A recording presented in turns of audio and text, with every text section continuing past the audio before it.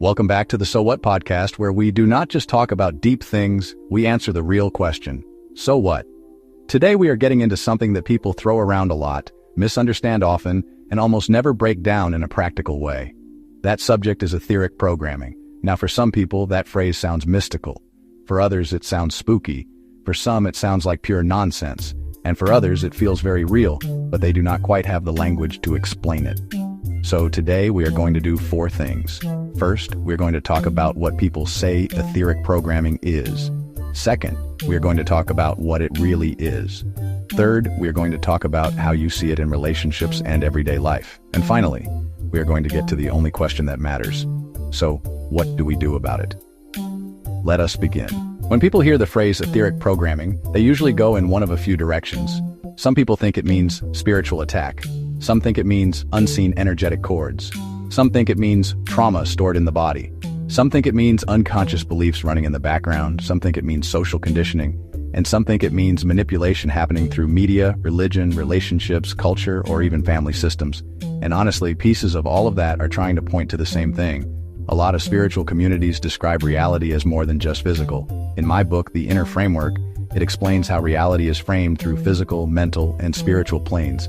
And manifestation is described as a process where thought, emotion, and action work together to shape lived experience. So when people say etheric programming, what they are often trying to describe is this. There are patterns influencing you that did not begin with your conscious choice.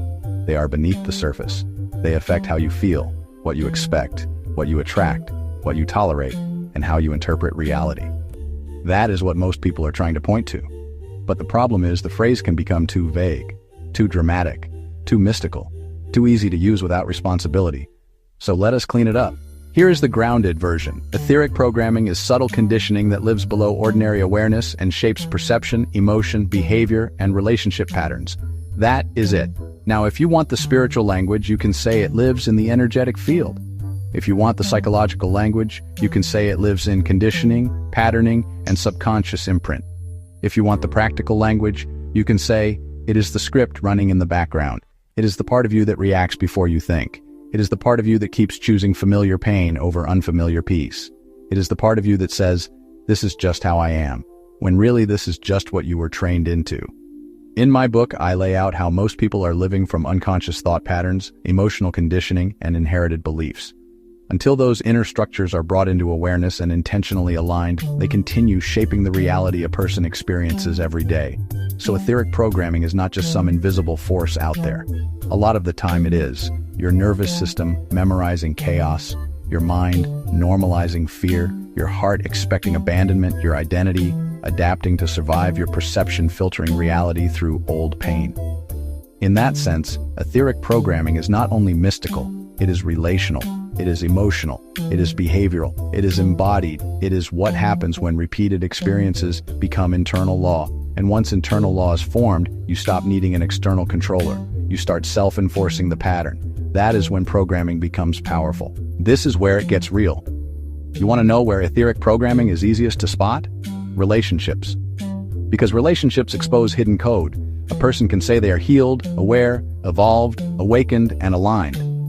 Then one text message gets ignored and suddenly they feel rejected, unsafe, angry, unworthy, or controlling. That is programming. A person says they want love, but they distrust kindness. They say they want peace, but they feel bored when there is no drama.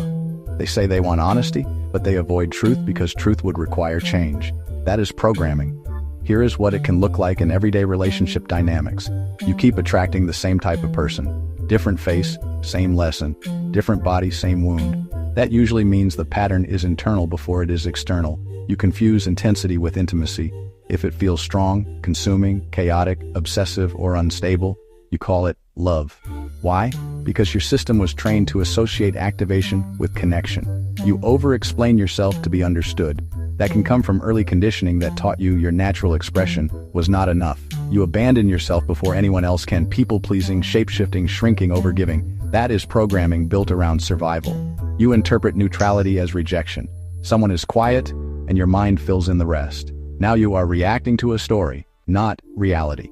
As I explain in the Inner Framework, perception shapes experience. Emotions direct energetic patterning, and subconscious beliefs can keep a person trapped in repeating cycles until those patterns are consciously brought into awareness and recalibrated.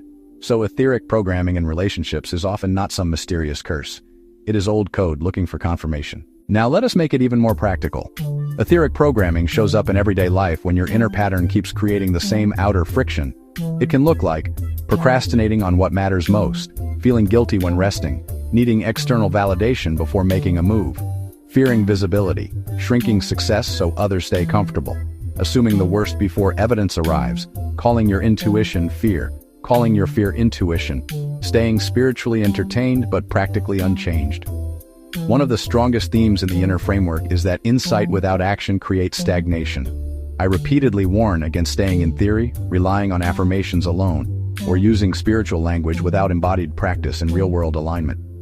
That is important, because a lot of people can describe etheric programming all day long, but they are still obeying it. So the question is not just, do I have programming? Of course you do. Everybody does. The question is, can you see it clearly enough to stop worshiping it as your identity? That is the shift. At the deepest level, etheric programming thrives when three things happen. Repetition. What is repeated becomes familiar. Emotion. What is emotionally intense gets encoded faster. Identification. What you identify with becomes difficult to question. So if you repeatedly experience shame, fear, abandonment, control, criticism, or chaos, and those experiences carry emotional intensity, eventually they stop feeling like events and start feeling like truth. Then you build a self around them. That is why self-mastery matters so much in the inner framework. The emphasis is on emotional regulation, discipline, awareness, and aligning the spiritual, mental, and physical dimensions of life, rather than remaining trapped in reactive loops. So etheric programming is sustained by unconscious agreement, and healing begins when agreement ends. Now we get to the real question, so what? If etheric programming is real in the sense that subconscious, emotional, relational, and energetic patterning shapes how we live, then what is our responsibility? Here it is. Stop romanticizing confusion. Not everything hidden is profound. Not everything intense is spiritual. Not everything uncomfortable is an attack. Sometimes it is just unhealed patterning asking to be seen. Observe before you explain. Before you create a big spiritual story, ask, what did I feel? What did I assume? What did I make that mean? What pattern does this resemble? Take your power back from the script.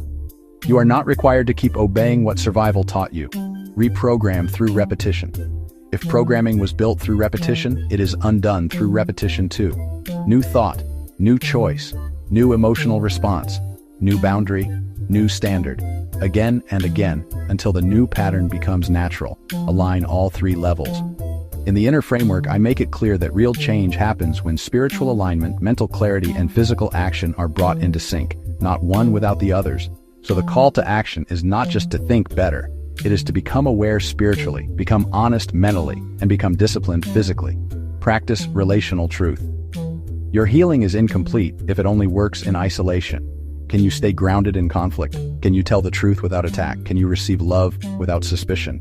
Can you hold a boundary without guilt? That is how you know the programming is actually changing. So what is etheric programming? It is the hidden code of thought, emotion, belief, and relational memory that shapes how people experience reality. What do people think it is? Some spooky force outside of them? What is it really? A subtle patterning system that becomes powerful when unconscious. How do you notice it?